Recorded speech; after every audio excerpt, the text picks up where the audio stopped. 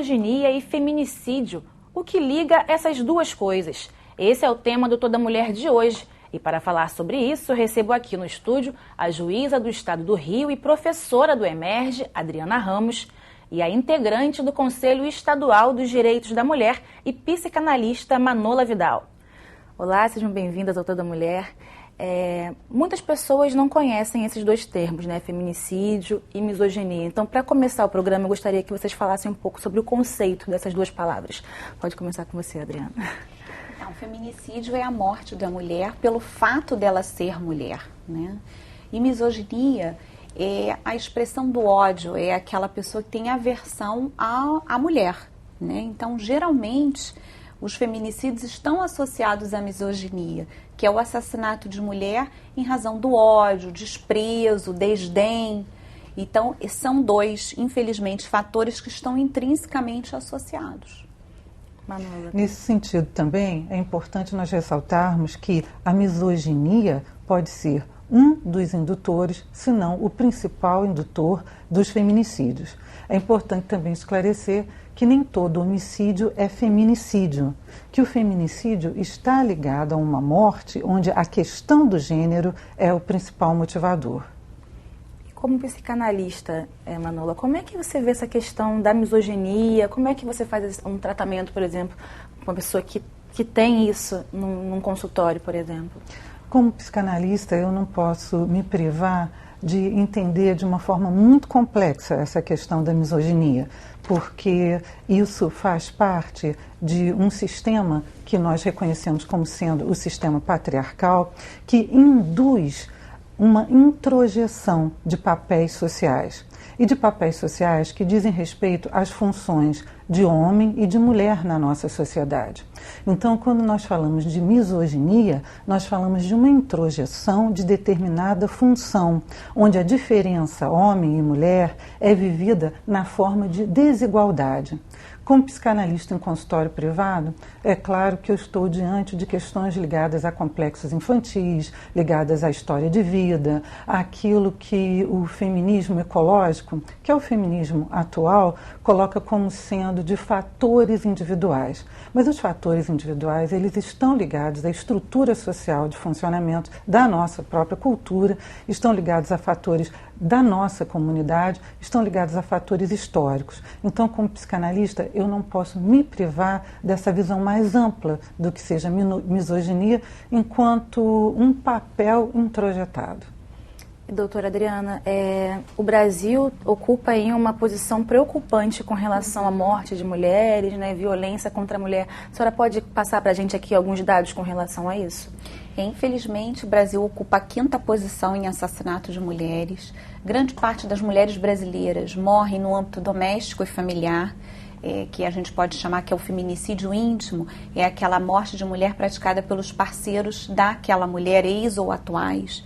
A gente tem essa característica na nossa sociedade, como bem colocou aqui a Manola, né, a nossa psicanalista, isso está introjetado na sociedade, que é fruto daquela cultura ainda patriarcal, machista, né, de achar que a mulher, por exemplo, tem papéis sociais que são destinados a ela e que, por exemplo, quando essa mulher ela quer romper com esses papéis que a sociedade lhe impõe, é quando então ela sofre a violência. E os índices são muito grandes. Por exemplo, no estado do Rio de Janeiro, só em 2014 morreram 420 mulheres e em torno de 700 sofreram tentativa de morte, tentativa de assassinato. Isso porque a gente está falando em mortes e tentativas de homicídio, mas a gente tem aí a lesão corporal, que são números assustadores no estado do Rio, no Brasil inteiro, a própria violência sexual, e grande parte dessa violência, infelizmente, acontece na residência, acontece no lar, um local que deveria ser de harmonia, de calma, de tranquilidade. Na verdade, para muitas mulheres brasileiras, é aquela história estar dormindo realmente com o inimigo. E mesmo com a Lei Maria da Penha, que esse ano completou 10 anos, a gente continua tendo um aumento, né, no número de mortes e casos de violência contra a mulher. Não está funcionando essa lei? Porque como é que vocês veem a questão da Lei Maria da Penha? É porque a lei ela não tem o objetivo de diminuir a criminalidade. É claro que a lei ela é mais um instrumento de proteção a essa mulher. Eu acho que o que a gente está precisando é trabalhar com a prevenção. E a gente tem que trabalhar com a prevenção através da educação.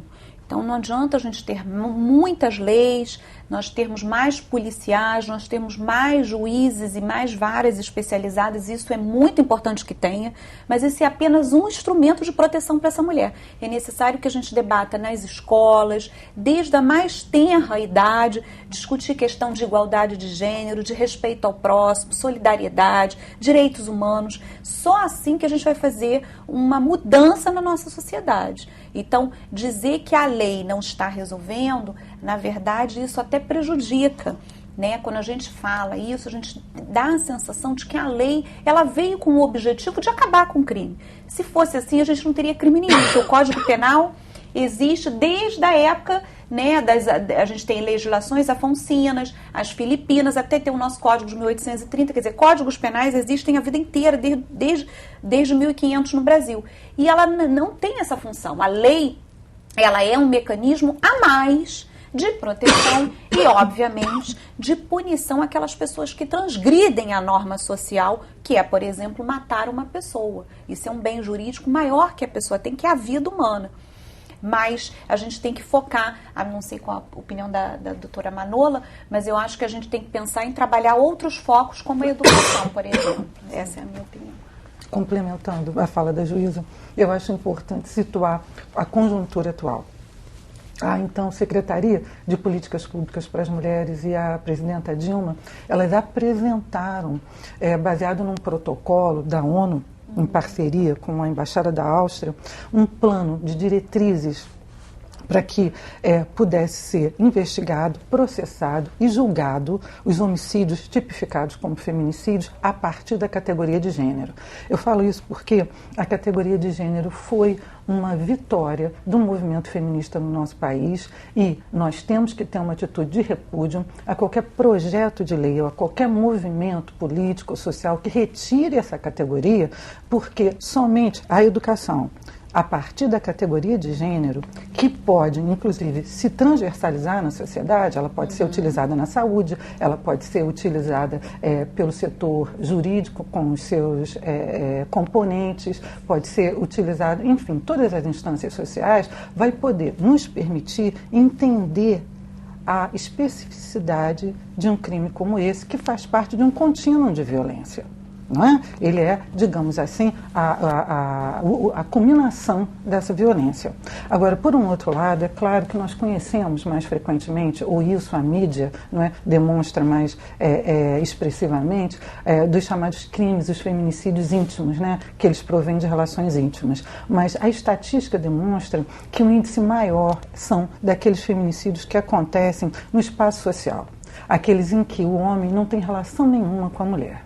E, nesse sentido, a categoria de gênero é importante, porque ela já nos coloca diante de um desafio muito diferente, não é? Que a psicanálise, por exemplo, por si só, não pode explicar a partir de uma relação de conjugalidade. Não é? Então, é preciso ter uma visão mais ampla de como o Estado, não é, pode promover, a partir da categoria de gênero, o entendimento do porquê as mulheres morrem mais frequentemente em espaços abertos e que tipo de feminicídio é esse. Se está ligado ao tráfico de mulheres, se está ligado ao sequestro de mulheres, se é um feminicídio tipificado como sistêmico, né, sexualmente sistêmico, e por aí vai. O Toda Mulher vai para um breve intervalo e volta já. Não saia daí.